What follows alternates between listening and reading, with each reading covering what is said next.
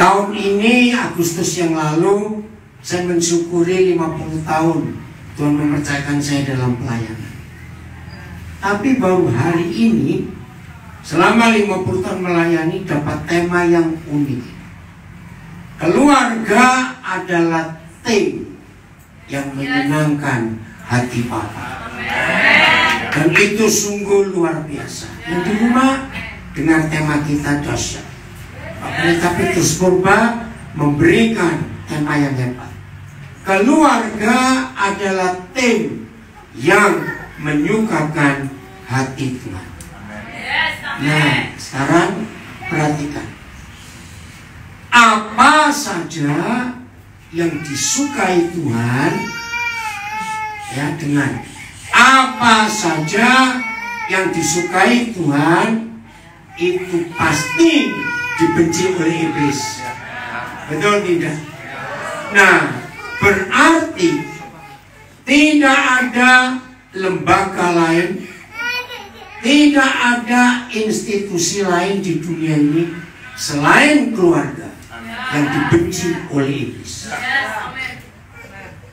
Saudara lihat dalam sejarah gereja, berabad-abad gereja Tuhan mengalami aniaya.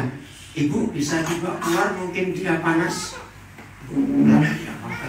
Loh, tidak apa-apa deh, bentar ya. Saya ulangi. Lihat gereja berabad-abad, sejak abad keberapa Kaisar Nero yang menjadi kaisar dunia waktu itu sudah memburu banyak orang Kristen. Bahkan sejak zaman Saulus, betul? Terus sampai negara-negara yang benci Tuhan menganiaya gereja. Tapi gereja tetap ada. Betul?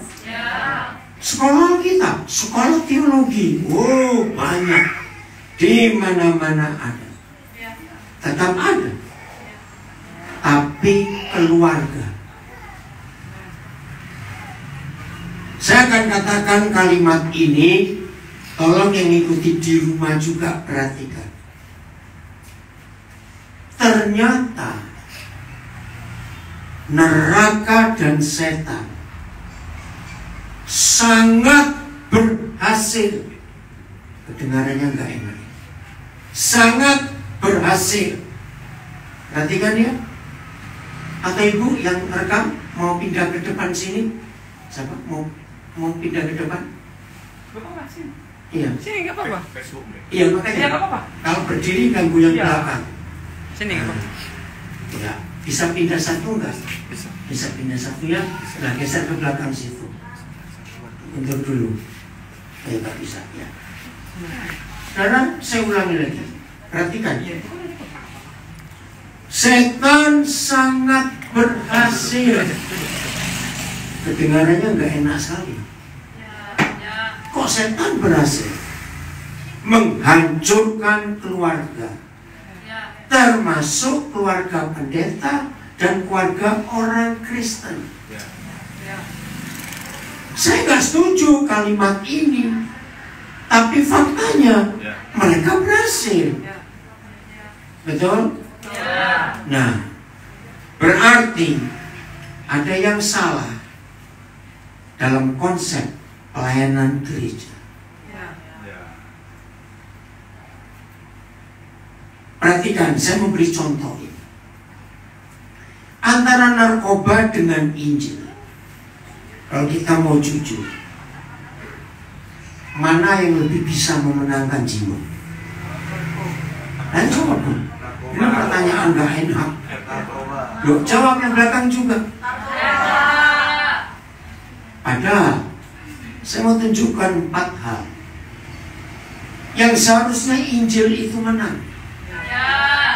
Tapi kenapa Injil yang kalah? Sekali lagi, kalau kita sebagai gereja Tuhan, hamba-hamba Tuhan, tidak mau merendahkan diri untuk mengaku ada yang salah, maka sampai kapanpun setan yang menang. 4 hal ini perhatikan. 1, Injil dan narkoba, mana yang gratis? Injil. Jawab dong. Kita pikir Injil gratis. Nah, logikanya yang gratis atau yang bayar, yang laku? Yang laku. Enggak, saya tanya logikanya yang gratis atau yang bayar? Tapi faktanya aneh, bukan? Nomor 2, antara narkoba dengan Injil, mana yang pakai iklan? Injil. Masa iklan narkoba yang tangkap? Daripada polisi. Oh iya. Aku sebelum jawab mikir dulu. Maaf. Nah, mengapa yang nggak pakai iklan lebih laku dari yang pakai iklan? Gereja tiap kali buat acara pasti brosur, spanduk, baliho di mana-mana. Narkoba nggak pakai iklan. Yang ketiga, dampak atau akibat atau impact. Injil dampaknya apa? Kalau orang terima keselamatan, apalagi iya, dimerdekakan dari dosa, sembuh, merdeka, penuh damai, dan banyak yang luar biasa. Narkoba dampaknya, saudara, apa? Ayo cepat jawab lah. Di Medan itu banyak loh narkoba, ingat ya, ngeri sekali. Dan pelakunya orang Kristen lagi, celaka betul. Apa dampak narkoba? Kematian, kerusakan hidup, rusaknya pikiran, dan pejabat-pejabat. Ingat kasus terakhir, seorang yang sudah ditetapkan untuk jadi Kapolda. Nanti kenapa? Operator katanya. Operator kata Christopher, Pak. Kenapa, Pak? Kenapa Christopher? Ya. Bayangkan sudah tinggal dilantik, toto ketangkap. Narkoba, posisi setinggi itu. Nah, kembali logikanya, harusnya yang laku, yang berdampak baik atau tidak baik? Tapi faktanya sudah harus mikir. Sudah 3. Yang keempat, demi visinya, supaya dosa menguasai dunia. Setan punya misi nggak? Jelas. Begitu pula gereja, demi visinya. Kenapa, Albas? Baik. Demi visinya, maka gereja juga punya misi. Betul? Nah, ini dia. Narkoba atau Injil yang punya sekolah misi? Jawab cepat. Logikanya, yang punya sekolah harus lebih hebat daripada nggak punya sekolah. Tapi faktanya,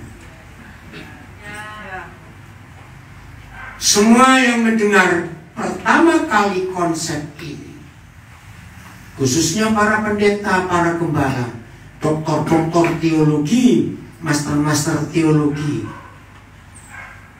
bertobat bahwa ada yang salah di hidup kita. Yang gratis, yang pakai iklan, yang dampaknya hebat, yang punya sekolah, kenapa bisa kalah? Tapi celakanya para pemimpin gereja yang gelarnya panjang-panjang tidak pernah menyadari fakta ini. Nah, kembali pada keluarga. Ketika setan menghancurkan keluarga dan mereka berhasil, ini udah gak enak. Mereka berhasil.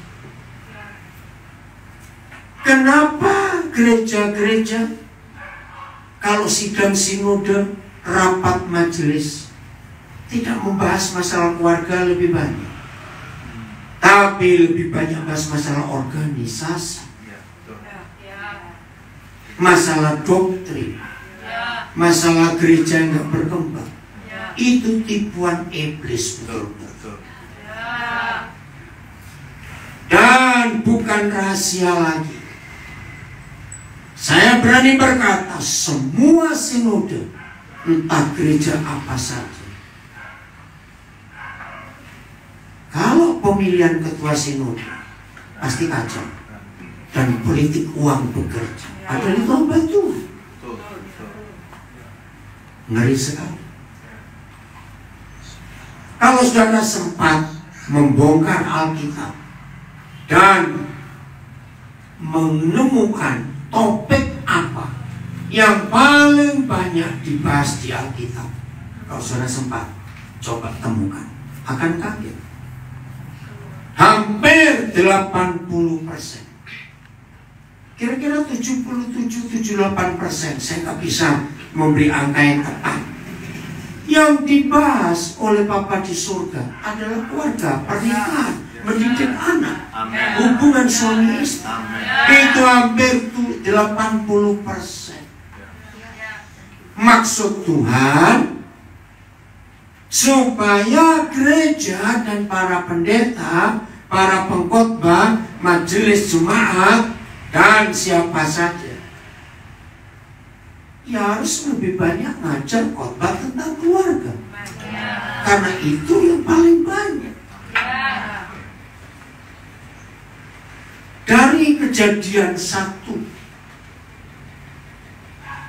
Yahweh Tuhan sudah berbicara tentang pernikahan.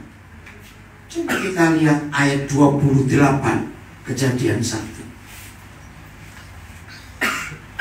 Supaya hari ini yang punya keluarga bahagia, harmonis, puji Tuhan, pertahankan itu. Amin. Dan jadilah berkat untuk keluarga yang lain. Kepada anak-anak muda yang belum menikah, dengarkan baik-baik. Harus ikuti peraturan pernikahan surgawi. Maka rumah tanggamu bahagia. Kalau ada di antara kita yang sedang mendengar, baik yang di sini maupun yang di rumah, dan keluarga saudara sedang diambang kehancuran, izinkan Pencipta keluarga memulihkan kita semua. Saya yang tangan luar biasa. Saya menemukan di Alkitab. Coba nanti saya akan berusaha bisa menyampaikan secukupnya ayat-ayat tentang pernikahan, tentang keluarga. Begitu dahsyatnya firman Tuhan tentang keluarga. Tuhan itu berani jamin, serusak apa suatu keluarga, sehancur apa satu pernikahan, kalau dua orang itu mau rendah hati, jujur, mengizinkan Pencipta keluarga memulihkan, pasti pulih. Mau sehancur apa, serusak apa. Lalu saya punya konsep.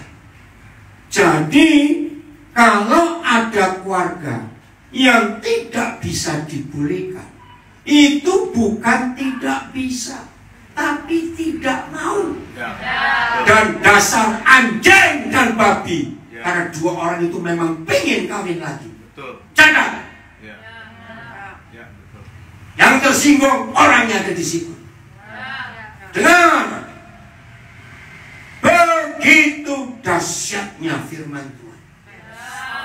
Serusak suatu pernikahan, sehancur apa suatu pernikahan, kalau mau datang rendah hati berdua, pasti dipulihkan. Maka itu, kalau ada yang mau dipulihkan, ini memang dasarnya pengen kawin lagi. Maaf. Sudah? Mana? Ayat 28. Ada di Alkitab? Oh, mana? Baca. Kalimat pertama. Oh, kecil sekali. Tuhan ngapain? Memberkati mereka. Tuhan ngapain? Memberkati mereka. Nah, saya sudah panggil Allah, banyak orang muslim. Kembali kepada yang punya. La ilaha illallah.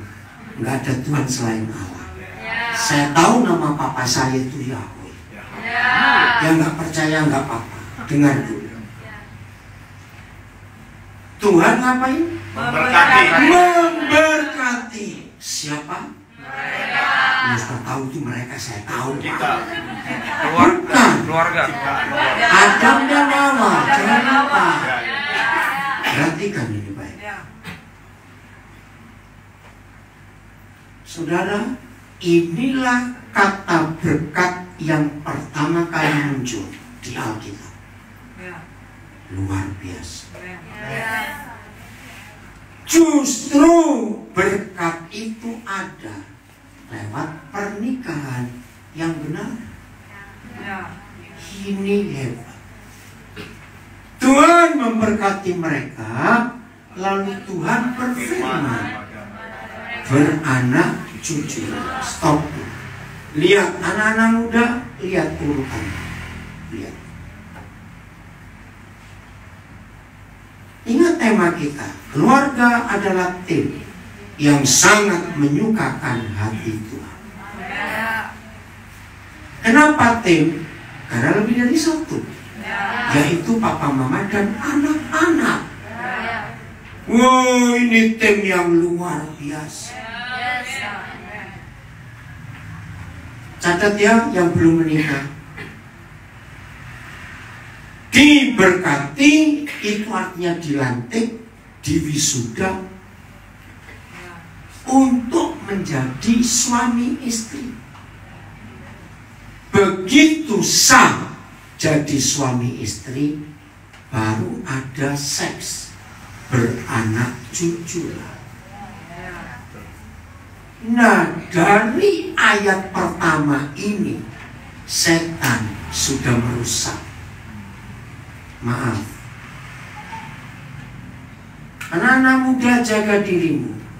Jangan ada seks sebelum kau sah jadi suami istri. Maaf. Apa lawan katanya berapa? Tutup. Saya kaget waktu papa memberitahu. Ternyata pintu berkat dan pintu kutuk itu sama, pernikahan. Wih, saya bilang hebat sekali.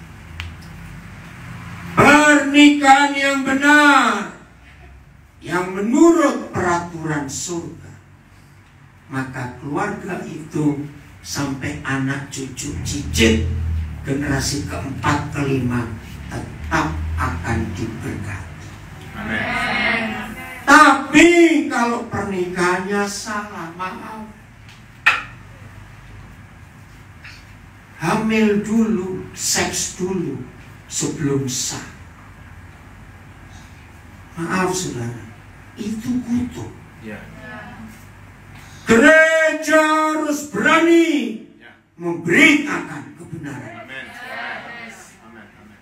Anak-anak muda, jaga diri. Lalu bagaimana sudah terlanjur? Bayar harga dalam pertobatan sepanjang umur pernikahan saudara. Jadi tolong catat, pintu berkat dan pintu kutuk itu satu. Apa? Pernikahan. Pernikahan. Kenapa dalam gereja ada kalimat ini? Peneguhan, pemberkatan, nikah kudus. Tidak ada agama apapun di dunia yang punya kalimat itu. Semua agama di dunia punya ritual perkawinan. Ada. Adat pun ada. Tapi kalimat peneguhan, pemberkatan nikah kudus itu hanya dalam gereja.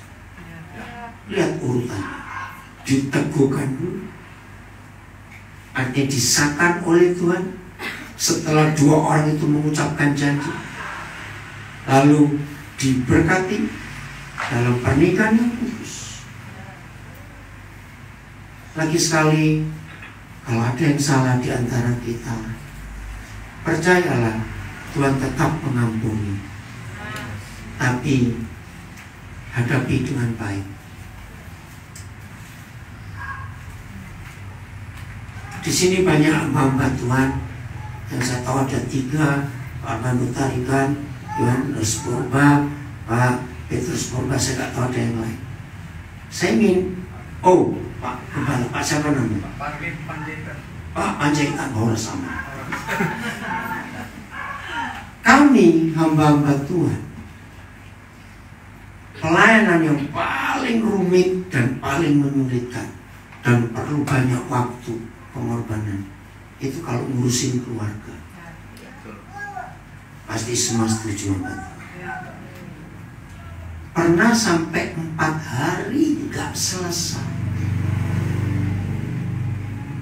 Hari ketiga saya sudah putus asa karena 2 orang ini ngerti Alkitab. Saya terangkan, dia jawab, suami jawab, istri jawab, pakai ayat lagi. Nah, saya bilang, Tuhan, besok hari keempat saya nggak mau lanjut lagi. Hari kelima terserah dong, mereka mau. Nah, sampai suatu saat ketika begitu banyaknya kasus, apa sih penyebabnya? Bahkan maaf, ada beberapa teman saya yang gembala, jemaatnya luar biasa banyaknya. Ternyata di dalam rumahnya masalah. Yang cerita anak-anaknya dan pembantunya. Saya pertama nggak percaya, karena pelayanannya hebat suami istri itu. Makanya di rumah yang paling tahu. Nah, akhirnya saya minta kepada Bapak di surga, beri saya 1 ayat saja. Apa sih penyebabnya rumah tangga bisa sekacau itu? Maaf saudara, saya di dalam pelayanan menggunakan sistem kedokteran. Kalau saya tidak bisa mendiagnosa dan menemukan obatnya, maka saya bilang kepada mereka, tolong balik 2 hari atau 3 hari lagi. Nah itu dokter begitu. Ya, karena nggak tahu. Dia harus meneliti. Dokter itu bisa tanya ke teman dokter lain, ini loh, aku punya pasien seperti ini. Atau paling tidak lihat buku-buku, lihat Google, lihat apa. Nah saya tanya, apa beri saya 1 ayat? Ini yang nunggu sudah banyak. Dan saya bilang, kamu balik, coba berapa hari lagi. Tiba-tiba ayat ini yang muncul. Hampir 100%. Setan bisa masuk ke keluarga kita karena benteng kekudusan dijebol dulu sebelum disahkan. Ketika nggak ada ayat lain, saya bilang, aduh Tuhan, gimana cara saya ngomong? Apalagi kepada rekan-rekan saya pendeta. Ini kan masalah pribadi. Saya bilang, nggak enak Tuhan. Saya tawar, ada nggak ayat lain? Roh Kudus tidak.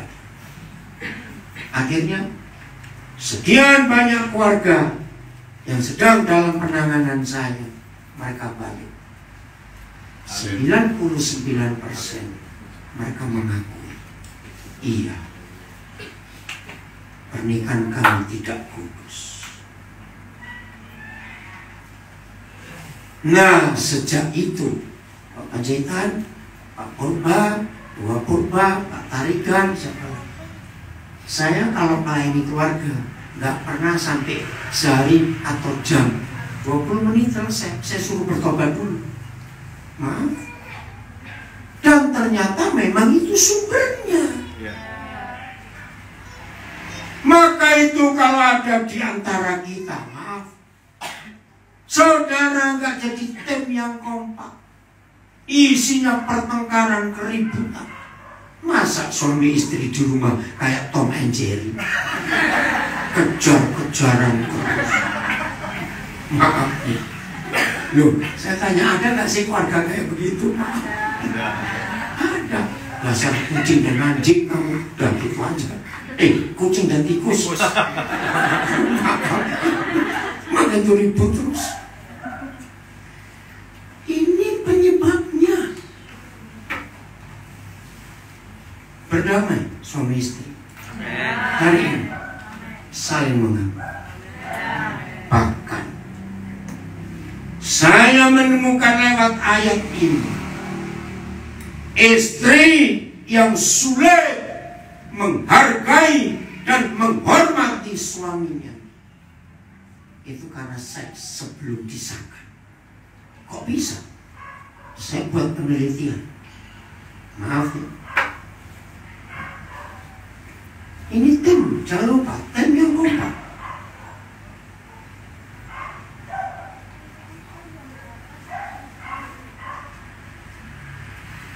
Siapapun kita, ya, akan merasa nggak enak. Maaf, apalagi yang perempuan. Kalau saudara bajumu, rokmu dibuka oleh orang yang bukan suamimu, itu pelecehan dan itu penghinaan dan itu merendahkan.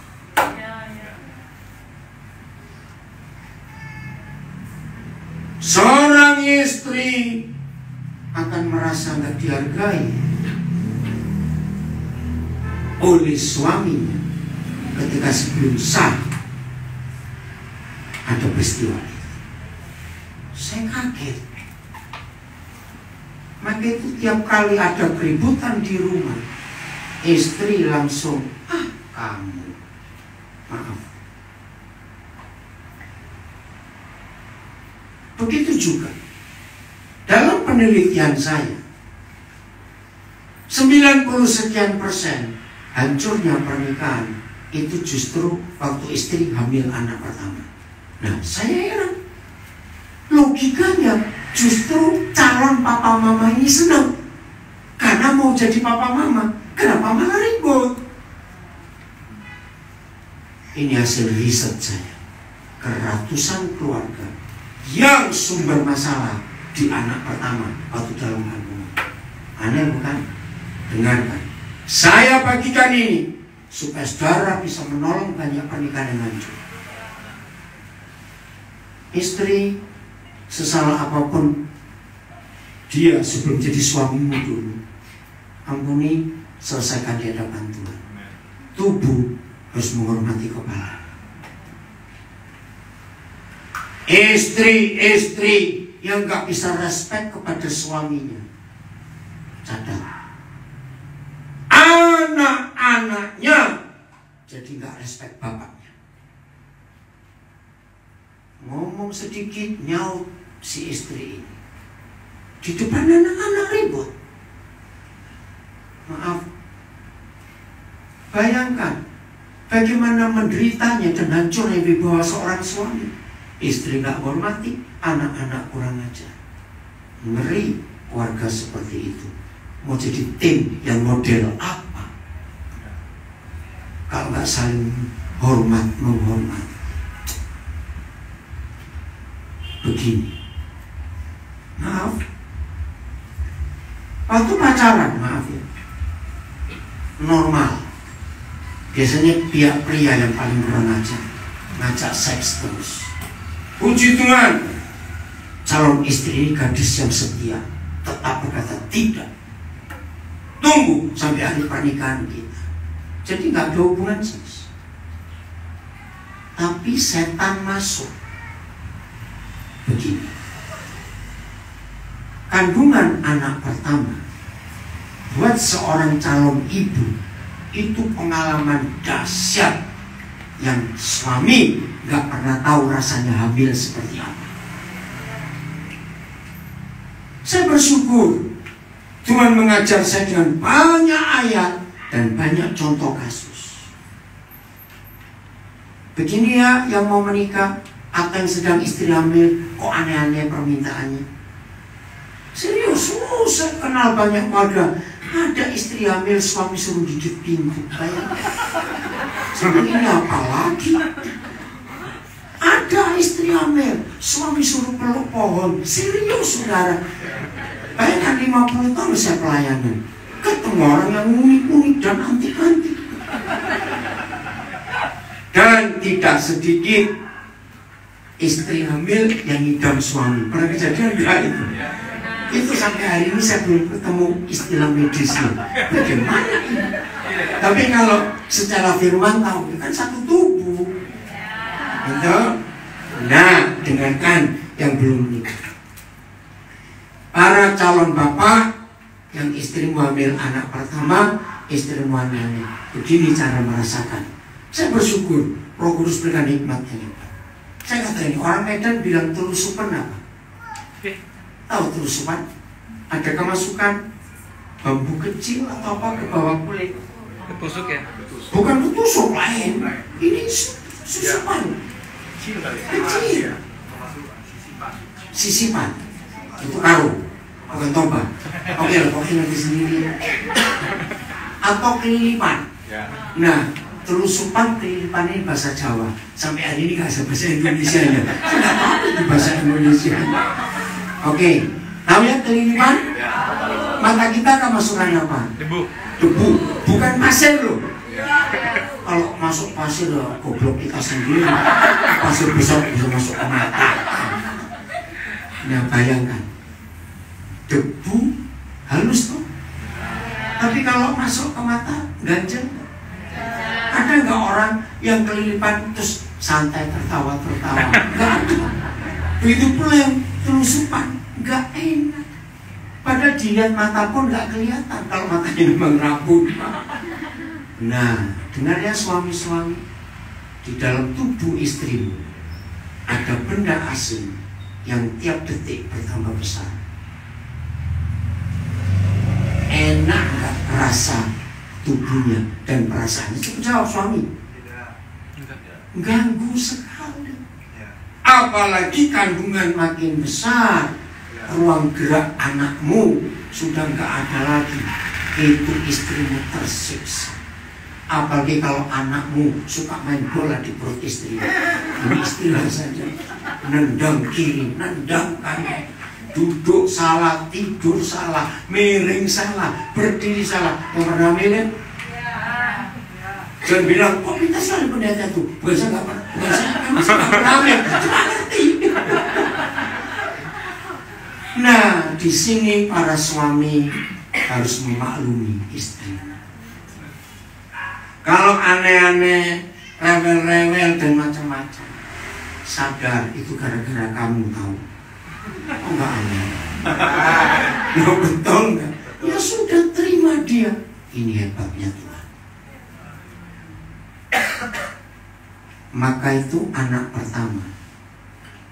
Maaf, yang anak pertama jangan tersinggung dulu. Selesaikan dengan saya. Maka itu anak pertama seringkali nggak cocok dengan papanya. Karena perasaan mama waktu hamil anak pertama itu nggak suka dengan bapaknya, ya nggak mau ngerti. Saudara, bagi istri hamil jongkok ya ngambil sesuatu salah, begitu salah. Nah, tahu lihat suaminya duduk nonton TV saja, punya disiram air aja itu.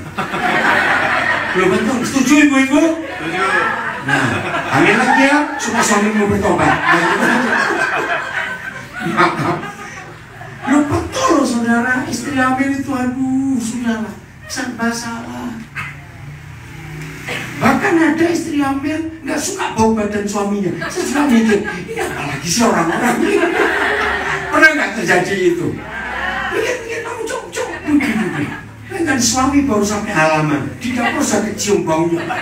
Dia pulang, maaf saya cuma. Nah itulah fakta.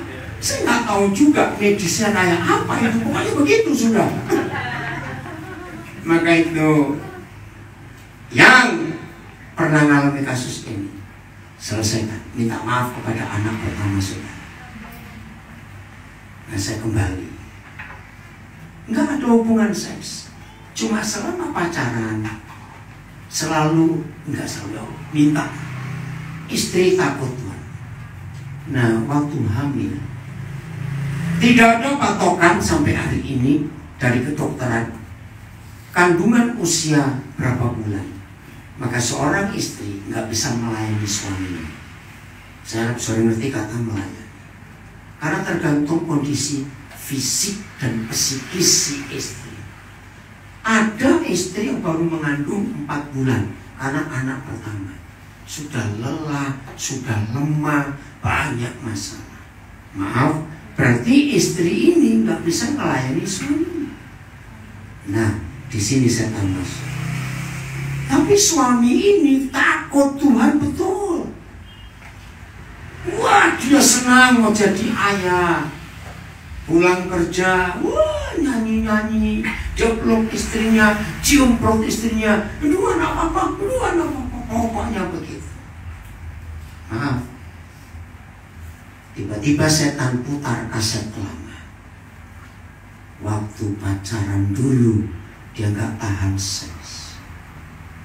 Nah ini kondisiku seperti ini, masih ada 5 bulan lagi. Itu pun kalau aku baru melahirkan, maaf ya, tolong ya para suami hargai istri.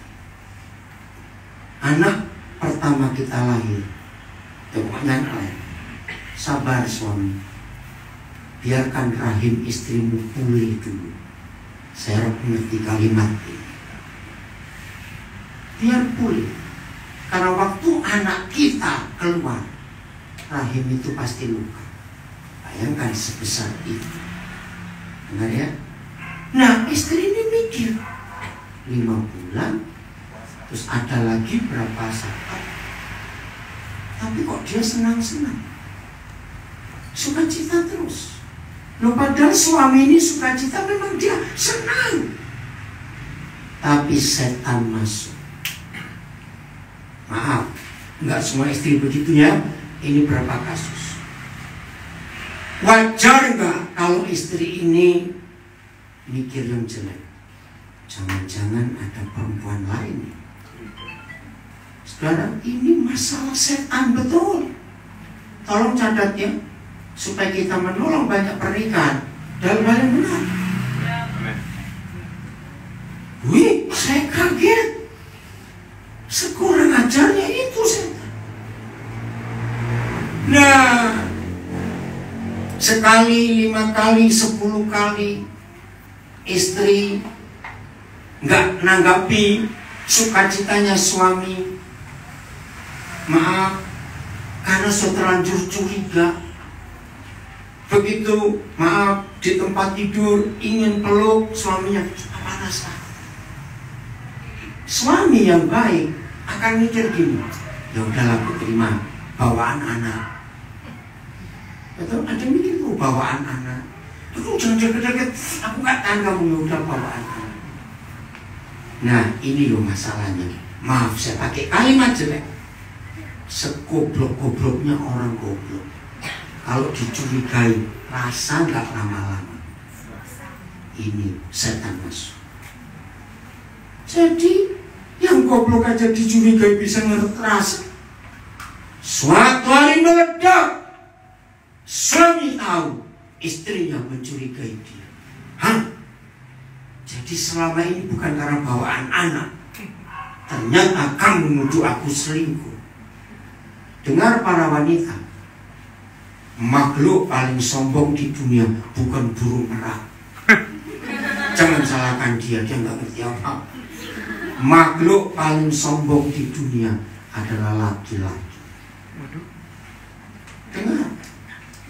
Ketika laki-laki tidak berniat salah, dituduh salah, harga dirinya bangkit. Jadi kamu mencurigai aku, sejahat itu di pikiranmu, ya gara-gara pacaran dulu masalahnya. Suami lupa. Adalah aku tidak sejahat yang kau pikir. Begini kata laki-laki. Kalau gitu aku buat sekalian.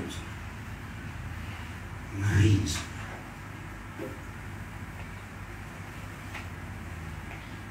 Berkata Tim, ya, saya ambil contoh. Saya olahraga yang lain nggak begitu menguasai selain bulu tangkis atau badminton. Suami istri itu seperti pemain ganda campuran, yaitu ayo apa kalau ganda campuran? Laki dan perempuan. Betul ya?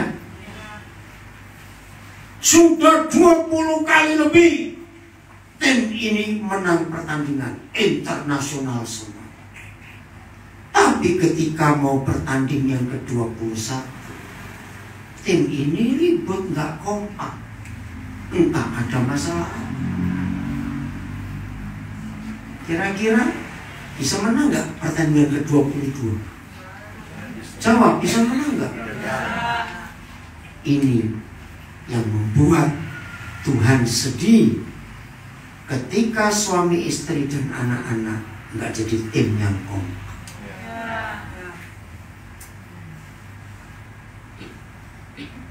Seharusnya makin lama usia pernikahan kita, seharusnya kita dua makin saling kenal nggak? Jawab dong, ayo. Ya pasti. Nah, kalau kita berdua suami istri makin saling kenal, seharusnya volume pertengkaran salah paham Tom and Jerry tadi makin kurang atau makin tambah? Makin kurang. Saya balik. Jadi kalau saudara sudah menikah di atas 10 tahun tapi masih kayak Tom and Jerry, berarti saudara nggak saling kenal. Pertanyaannya, lalu ngapain kamu tiap hari di rumah berdua? Loh, betul tidak? Goblokmu itu loh. Yang tersinggung itu orangnya. Itu aja. Bertobat. Jadi seharusnya makin tua usia kita, karena makin panjang usia pernikahan kita, makin bijaksana. Betul nggak? Makin pintar, makin aman rumah tangga. Makin tua kok makin kayak setan dua-dua. Maaf, memang ada setan di rumah saudara. Kok bisa ada setan? Ya karena kita yang undang. Ini yang kita harus tahu. Catat ya satu kata ini. Satu-satunya hal yang membuat kita tetap tim yang kompak suami istri dan anak cuma satu, selalu mengampuni. Amin. Tidak ada yang lain. Jangan izinkan. Ingat, setelah kita menikah tidak boleh ada kata ini. Ingat dulu ya, ingat dulu. Bertobat. Apa arti kata ingat dulu? Mungkin. Saya ngomong lagi. Segoblok-gobloknya orang goblok. Kalau diungkit-ungkit suka nggak dia? Ya sudah. Stop. Berkata dulu. Itu setan yang ada di rumah saudara. Kalau selalu ingat yang dulu. Nah, termasuk tim ganda campuran. Misalnya di pertandingan yang ke-17 misalnya, ternyata salah satu buat kesalahan. Nah, yang satu nggak mau ngampuni. Tiap kali mau bertanding ingat ya, jangan buat yang ke-17 yang dulu. Kira-kira jadi partnernya bisa enak nggak? Nggak enak. Itu suami istri. Maka itu harta termulia dalam pernikahan kita bukan deposito 10 miliar, emas 20 kilo, rumah 4. Enggak. Harta termulia mulia dalam pernikahan kita adalah mengampuni, Amin. bukan yang lain. Nah, karena harta ini sangat mulia, lebih dari emas, perak, uang, berlian, maka harta ini yang paling diincar oleh pencuri itu. Siapa pencuri itu? Tuhan Yesus berkata, pencuri datang hanya untuk mencuri, membunuh dan membinasakan. Maka yang diincar oleh setan dalam keluarga kita tetap pengampunan. Buat setan barang berharga. Nah, keberhasilan setan yang saya katakan di awal tadi, karena setan berhasil mencuri harta itu di keluarga kita. Maka itu jangan hilang. Oke, kita lihat Matius 18. Matius 18 ayat 19. Luar biasa. Matius, ya. Dan lagi aku berkata kepadamu, jika dua orang baca daripadamu di dunia sepakat. Stop dulu. Nah, kata sepakat ini tim. Betul? Kompak, sehati, setujuan, satu pikiran. Pemain ganda campuran, nggak ada yang goblok sengaja mengalahkan dirinya sendiri. Berarti maksudnya memberi umpan kepada lawan, nggak ada. Tapi dalam keluarga ini banyak terjadi.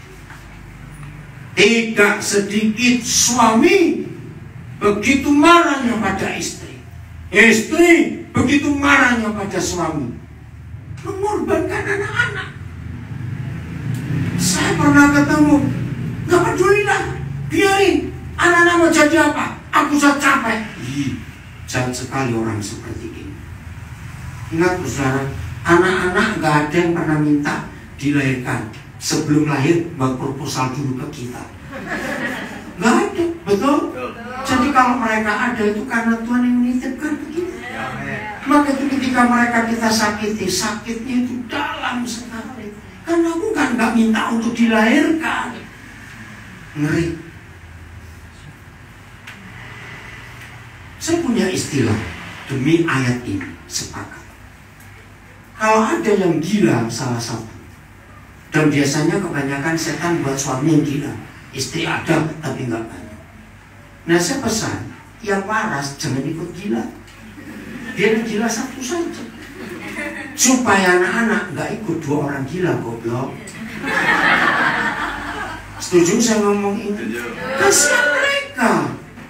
Yang gila biar satu aja, mau mati saja, asal jadi racun. Sepakat ini luar biasa. Di mana luar biasanya? Terus meminta berapa hal, apapun juga. Apapun itu berapa? Semua. Ini hebat sekali. Apa jaminannya? Ini baca, permintaan ini akan dikabulkan oleh Bapakmu di surga. Ini luar biasa. Saya menemukan tidak ada ayat di seluruh Alkitab sehebat ayat ini. Ini janji paling besar. Minta apapun juga. Ayo mikir. Berarti kalau suami istri sepakat terus, kompak terus, hati terus, seia terus, sepikiran terus, akankah masalah keluarga nggak selesai? Nggak ada, pasti selesai. Nah, ayo dibalik. Kalau di keluarga saudara ada masalah yang nggak selesai-selesai, doa pagi sudah, doa malam sudah, doa puasa sudah, didoakan hamba-hamba Tuhan hebat sudah, kok nggak selesai-selesai. Periksa kesepakatan saudara berdua, pasti nggak beres. Itu saja. Kesepakatan inilah, nggak apa-apa. Kesepakatan inilah hal kedua yang dibenci oleh iblis. Satu, mengampuni. begitu suami istri tidak mengampuni? Jawab pertanyaan saya. Bisa nggak dua orang ini berdoa bersama? Bisa. Jangan lagi doa melihatnya sudah enak. Maka itu ketika pengampunan dicuri, otomatis kesepakatan runtuh. Tim bubar. Setan yang menang. Sejak saya hidup pakai ayat ini, ribuan keluarga sudah tertolong. Anak-anak yang sakit jangan bawa ke dokter dulu. Kasihan, obat kimia lagi, rusak ginjalnya. Apalagi antibiotik, jangan beri. Memang anak kecil sakit kasih antibiotik cepat sembuh, tapi rusak. 20 tahun kemudian akan tahu akibatnya. Untung keluarga kami dulu, kami masih kecil itu miskin, sehingga nggak pernah bisa beli antibiotik. Mahal. Maka itu yang orang-orang kaya banyak duit. Tolongnya dokter-dokter jangan racuni anak-anak. Dikit-dikit antibiotik. Jangan, itu jahat, membunuh. Ngeri. Lalu gimana? Suami istri, papa mamanya anak yang sakit ini berlutut di hadapan Tuhan, periksa diri. Karena ketika suami istri nggak ada kesepakatan, berarti nggak ada pengampunan, setan mengambil anak-anak saudara.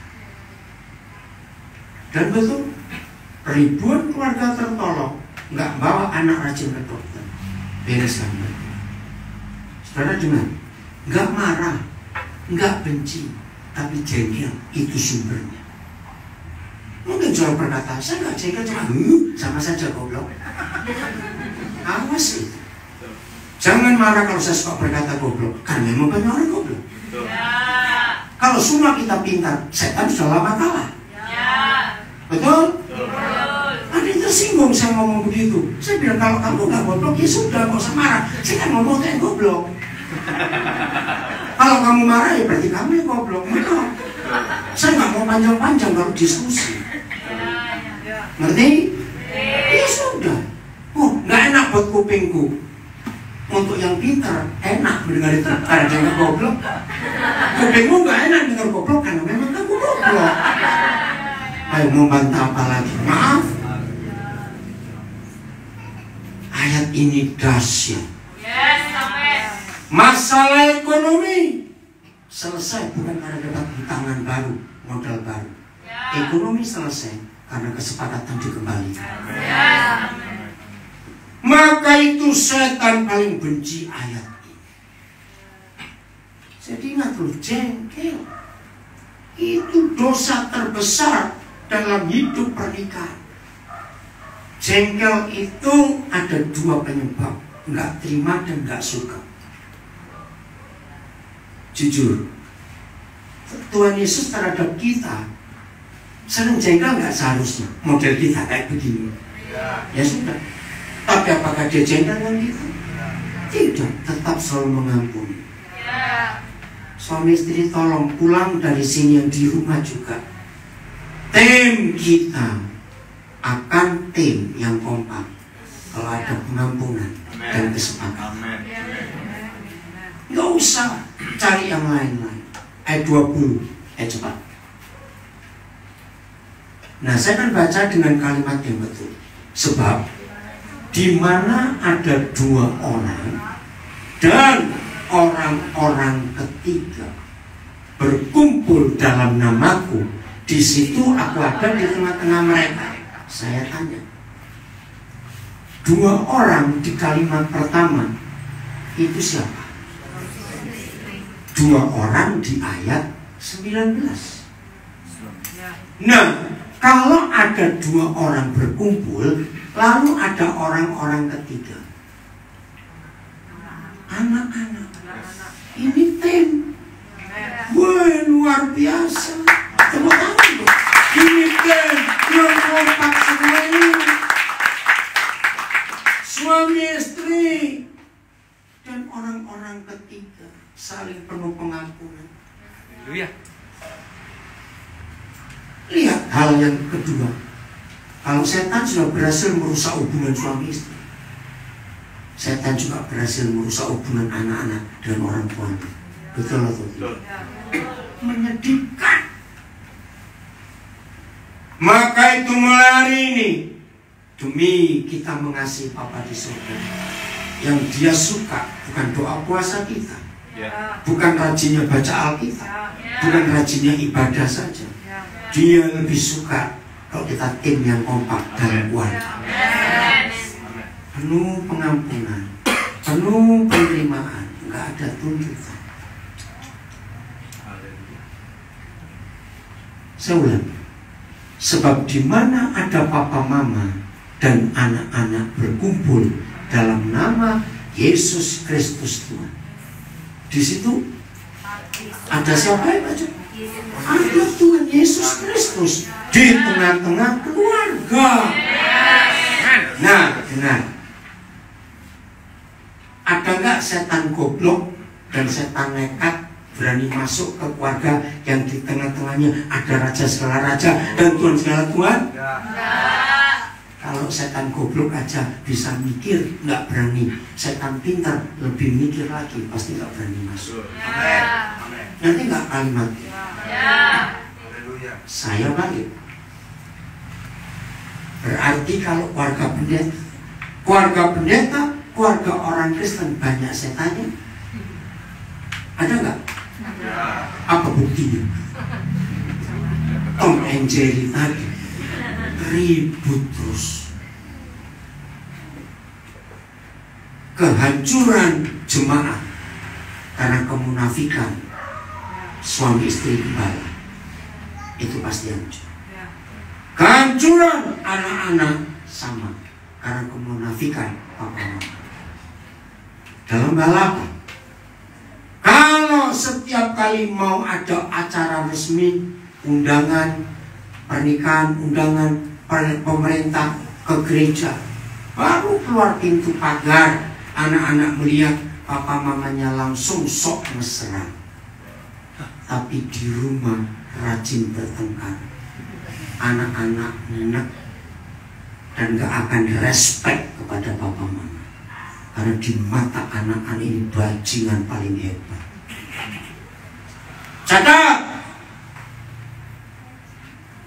Jumat hancur karena gembalanya munafik. Saya mempunyai resep prinsip yang saya dapat tahun 78 yang lalu. Cara melihat hamba Tuhan itu benar atau tidak, lihat anak-anaknya suka dengar khotbah bapaknya enggak? Kalau sampai anak-anak hamba Tuhan gak suka dengar khotbah bapaknya sendiri, bapaknya hanya pintar khotbah tapi gak jadi pelaku di rumah. Jangan harap anak-anak pendeta akan mendengar firman Tuhan.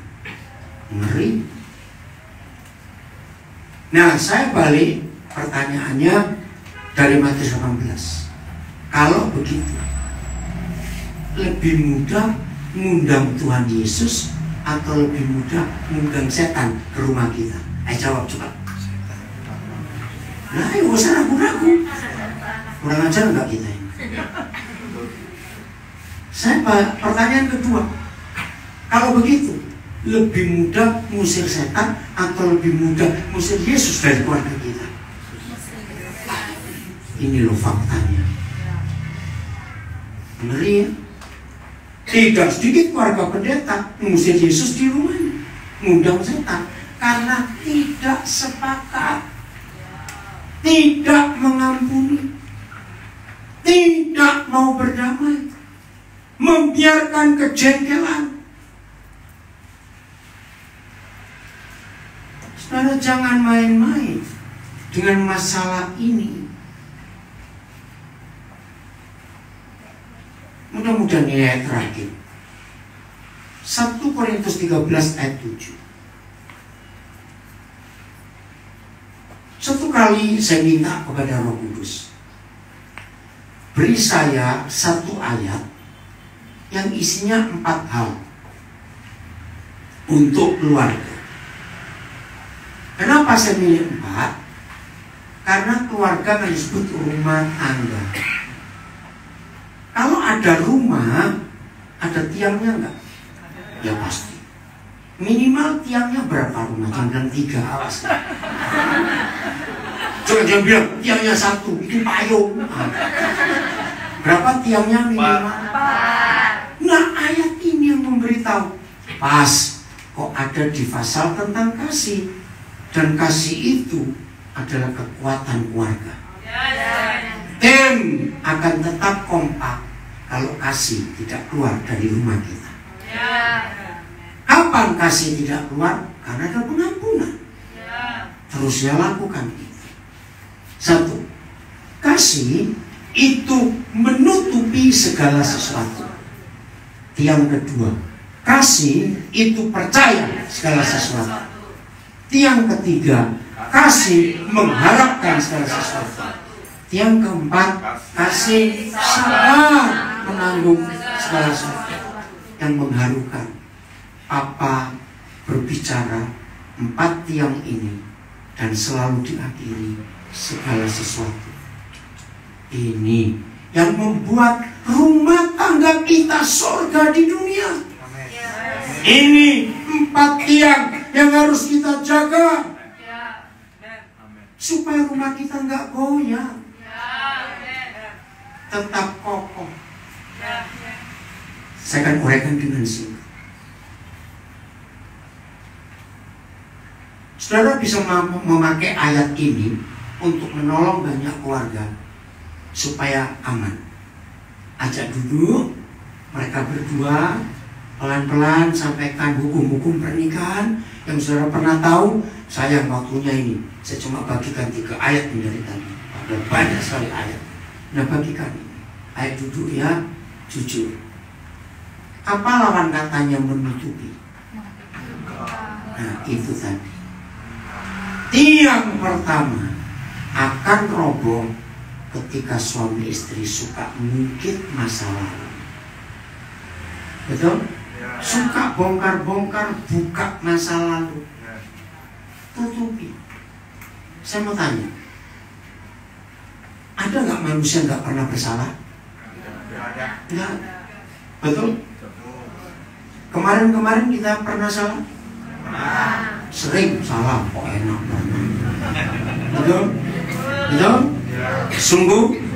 Awas, salah lagi. Hari ini bisa salah nggak? Bisa. Besok-besok akan salah? Nah, itu manusia.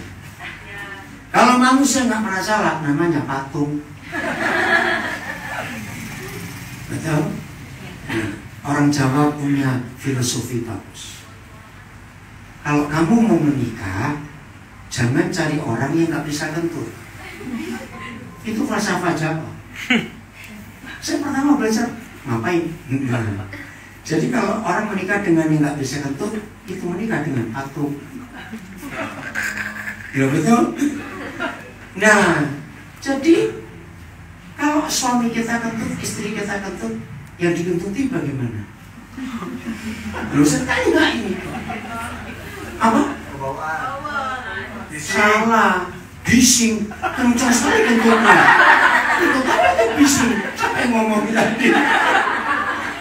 Mercon itu.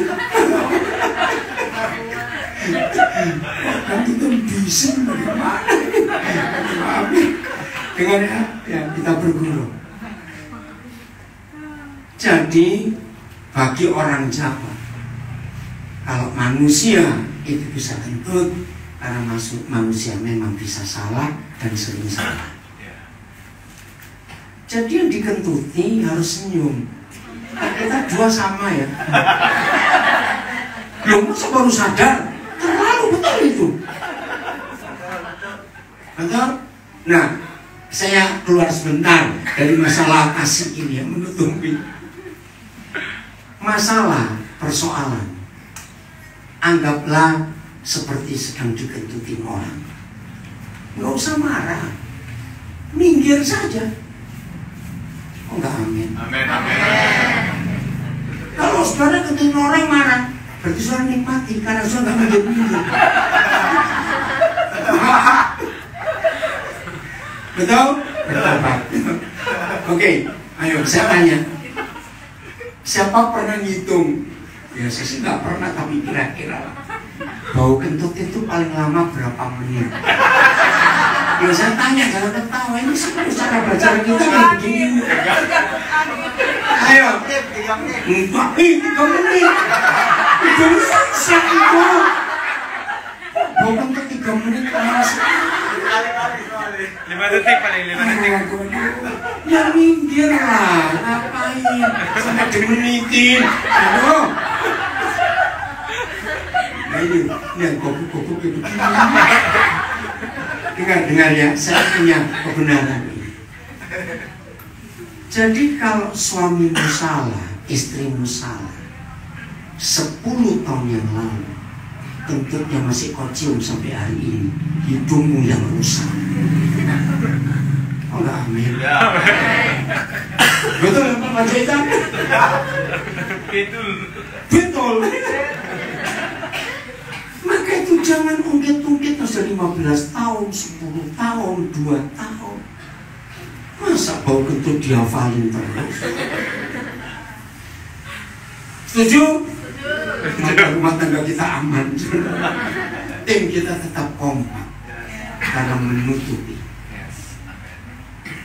Jadi kalau istri kita salah, suami kita salah, jangan marah. Kita sering salah. Langsung peluk, sama-sama ya, gitu. Terus makan. Oh enggak, amin. Amin. Ini rajin bertengkar. Ya tapi itu saja, sering salah juga ya sudah. Senyum lagi, tertawa lagi. Di situ anak-anak bahagia sekali melihat papa mamanya. Saya sering ngajar jemaat karena saya pernah jadi gembala hampir 14 tahun. Saya bilang sesekali lah suami istri saling suap-suapan di depan anak-anak. Jangan nyuapin tunggu stroke dulu. Baru tobat saudara. Awas itu.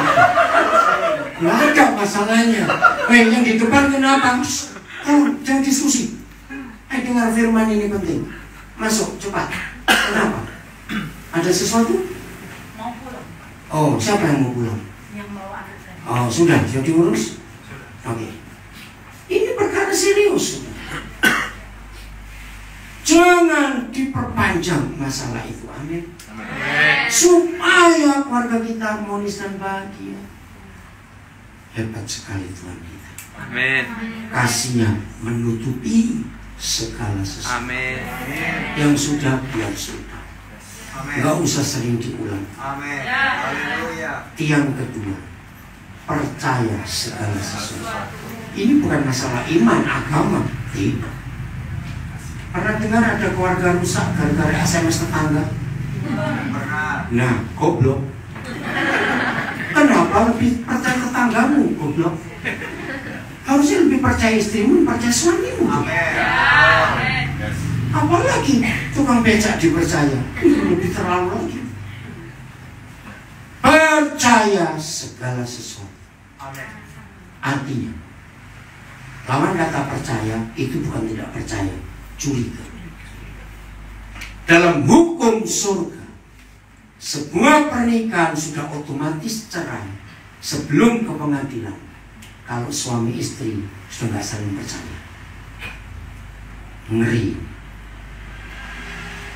Kapan tidak percaya itu muncul? Sederhana.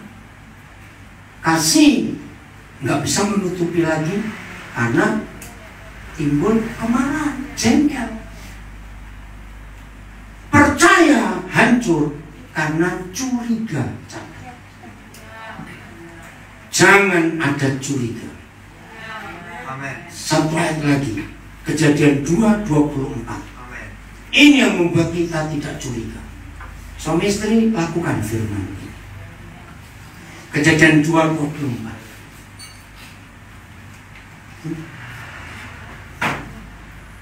Oh, 25 kalau begitu, maaf.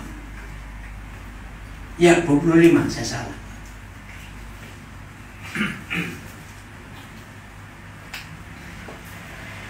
Baca. 1, 2, 3.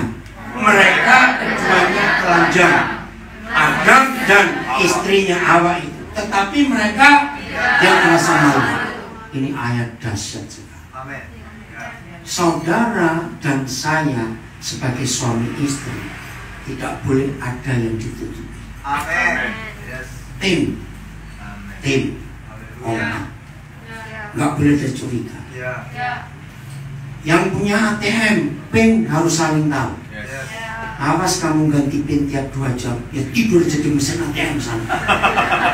Ada suami istri segoblok itu, curiga terus. Baru keluar sebentar, jadi telepon sampai mana? Baru 10 menit, Sherlock. Nah yang jadi suami ya capek, dicurigai terus. Ya. Nah kalau ada istri segoblok itu, curiga terus dengan istrinya, itu pasti karena masa lalu. Saya pesan, pulang dari ibadah ini, cari toko elektronik, beli CCTV, pasang di kepala suaminya. Udah, nggak usah tanya-tanya terus. Daripada curiga terus. Kenapa bingung dimatiin? Aku telepon. Wih, ada istri kayak gitu, aduh. Baru tahu. Kamu tertawa. Ada adik kecil. Belajar terbuka suami istri. Amin. Telanjang, tidak ada rahasia. Biar suami melihat istri apa adanya. Begitu pula suami melihat istri apa adanya. Amin. Apa sih yang punya almari jangan pakai kunci? Kayak sipir penjara kemana-mana bawa kunci. Gerak dibawa kuncinya. Takut istri atau suamimu buka lemarimu. Apa-apaan itu? Handphone. Iya, handphone juga. Kalau lagi berdua, handphonenya bunyi. Yang punya handphone nggak boleh minggir. Harus pasangan kita dua. Yang telepon siapa, bicara apa. Ayat ini dahsyat. Nggak boleh ada yang ditutupi. Ini tim yang kompak. Amin. Tiang ketiga, termasuk ya soal percaya tadi tiang kedua. Orang tua kita bicara, tidak boleh kita percaya. Loh, orang tua kok? Betul. Karena ayat 24. Oke, kembali ya. Ini, saya lanjut. Maaf ya, orang tua setelah anak-anak menikah, mereka bukan keluarga kita. Yang disebut keluarga itu cuma suami istri dan anak-anak. Papa, mama, kakak, adik, ipar, kemenakan, itu orang cacat. Banyak keluarga rusak. Ponakan suruh biayai, adik suruh biayai, kakak suruh biayai, betul enggak? Waduh, itu keluarga hancur. Lihat ayatnya 24. Ya.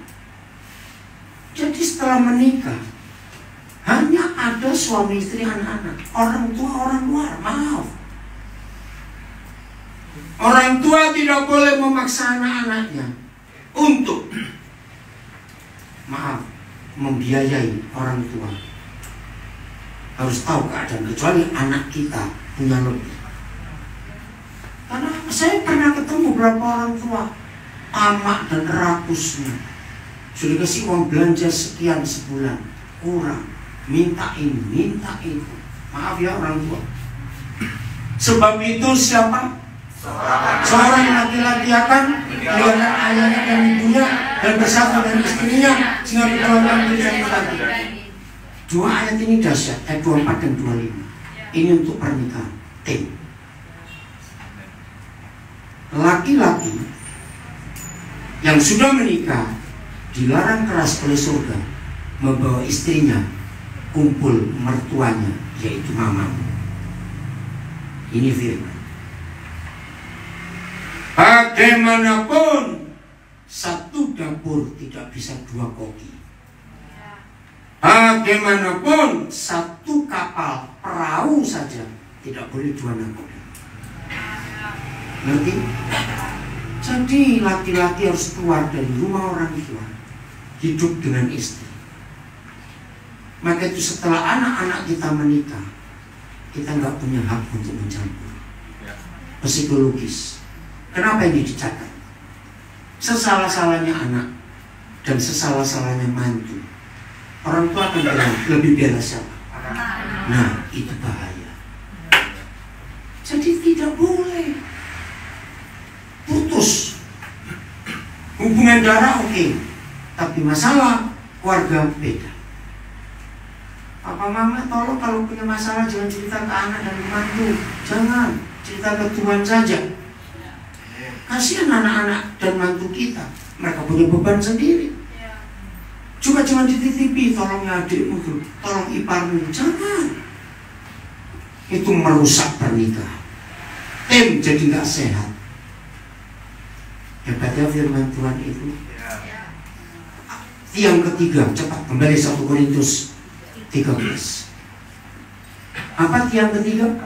Kasih itu mengharapkan segala sesuatu. Ini luar biasa. Apa lawan katanya mengharapkan? Menuntut.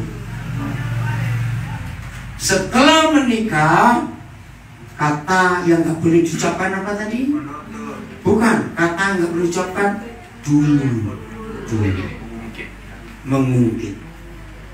Hal kedua yang tidak boleh ada di hidup pernikahan kita adalah menuntut pasangan.